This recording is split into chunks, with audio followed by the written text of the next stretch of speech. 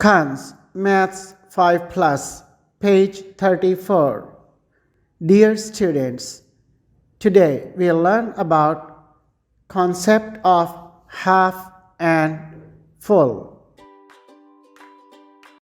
Half and full describe the sense of sight that helps in comparing things from the way they display their volume capacity. Some things can be full while some can be half.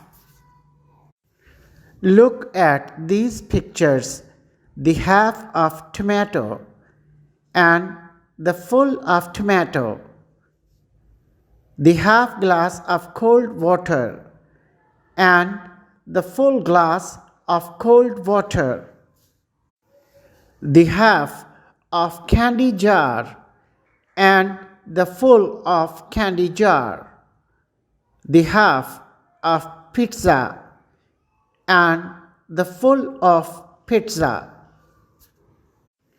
Look at these pictures as well.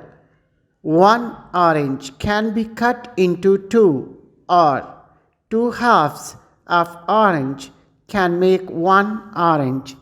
That's amazing.